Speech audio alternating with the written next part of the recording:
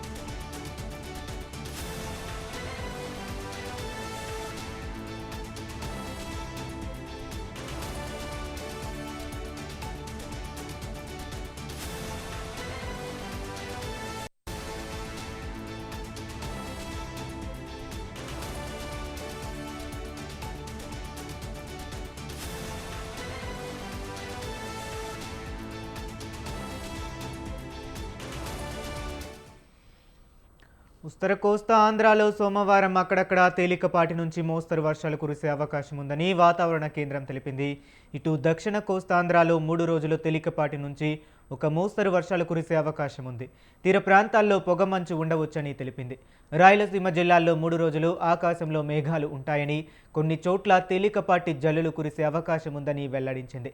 వర్ష సూచన నేపథ్యంలో రైతులు కోతకు వచ్చిన పంటలను భద్రం చేసుకోవాలని, పొగమంచు ఉన్నప్పుడు వాహనదారులు జాగ్రత్త వహించాలని సూచించింది.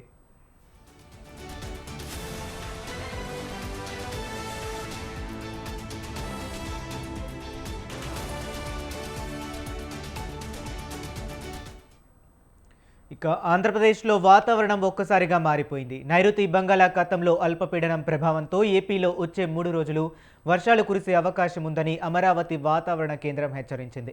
నైరుతి బంగాళాఖాతంలో ఇప్పుడు కేంద్రీకృతమైన అల్పపీడనం, దానికి అనుబంధంగా ఉన్న ఉపరితల ఆవర్తనం సముద్ర మట్టానికి 5.8 కిలోమీటర్ల ఎత్తులో కొనసాగుతుంది. వచ్చే 48 గంటల్లో ఇది దిశ మార్చుకుని ఈశాన్యంగా కదిలే అవకాశం ఉందని వెల్లడించింది.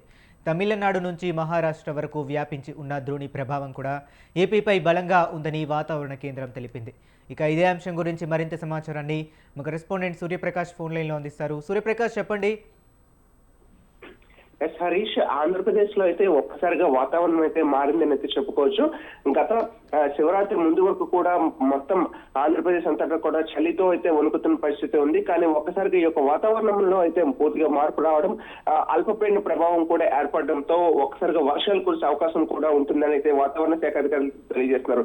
ప్రస్తుతం అయితే నైరుతి బంగాళాఖాతంలో అల్పపీడన ప్రభావంతో అయితే ఆంధ్రప్రదేశ్ లో రాగలం 3 రోజులు కూడా భారీగా వర్షాలు కురిసే అవకాశం ఉంటుందని అయితే అమరావతి వాతావరణ శాఖ అయితే హెచ్చరికైతే జారీ చేసింది. అలానే నైరుతి బంగాళాఖాతంలో ఇప్పుడైతే కేంద్రీకృతమైన అల్పపీడనం కాస్త ఉపరితల ఆవర్తనంగా మారి సముద్ర మట్టానికి దాదాపు 5.8 కిలోమీటర్ల ఎత్తుగా అయితే కొనసాగుతుంది.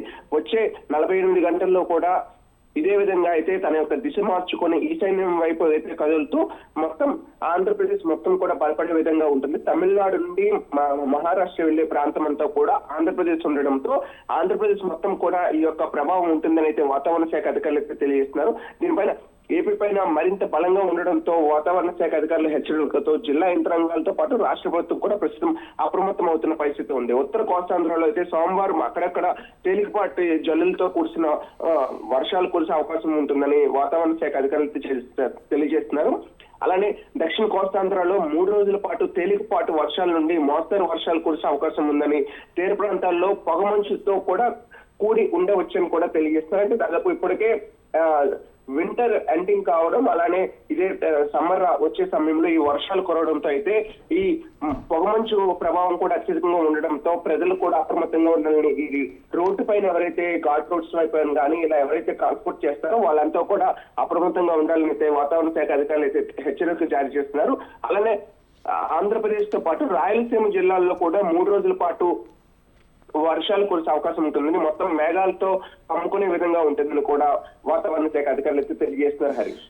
ఓకే సూర్యప్రకాష్, అలాగే రానున్నది సమ్మర్ సీజన్ కాబట్టి వర్షాల అనంతరం కూడా ఎక్కువ ఎండలు ఉండే అవకాశం కనిపిస్తుందంటారా? వాతావరణ కేంద్రం ఏం చెప్తుంది?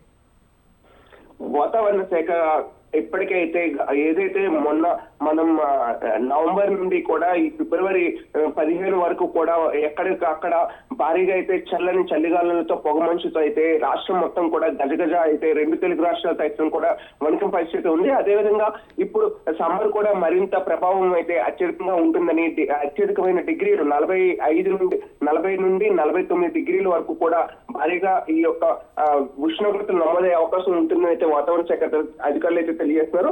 దాని ప్రభావంగానే ఇప్పుడు ఈ వాతావరణ సమతుల్యత అనేది సరిగ్గా లేని కారణంగానే ఈ యొక్క ప్రభావం, వర్ష ప్రభావం కూడా వస్తుందని, ఈ యొక్క ఉపరితల ఆవర్తనం ఏర్పడిందని కూడా వాతావరణ శాఖ అధికారులు చేస్తున్నారు. దీని ప్రభావంతో మరింత వేడిని చిమ్మే విధంగా అయితే రాబోయే రోజుల్లో సమ్మర్ అంతా ఉండే అవకాశం ఉంటుందని కూడా ప్రస్తుతం అయితే హెచ్చరికలు అయితే జారీ చేస్తున్నారు. అందుకు అనుగుణంగా అయితే అన్ని ప్రజలంతా కూడా అప్రమత్తంగా ఉండాలని, నిత్యం కూడా ఈ వేడిని తట్టుకోవడానికి కూడా ముందస్తు జాగ్రత్తలు అయితే ఎక్కడికక్కడ రోడ్డు పైన అయితే ఏవైతే ట్రాఫిక్ సిగ్నల్స్ ఉంటాయో వాటి దగ్గర చలవలను ఏర్పాటు చేస్తూ షెడ్స్ ను కూడా ఏర్పాటు చేస్తున్న పరిస్థితి కూడా కనిపిస్తుంది Harish. Okay right, thank you Suryaprakash.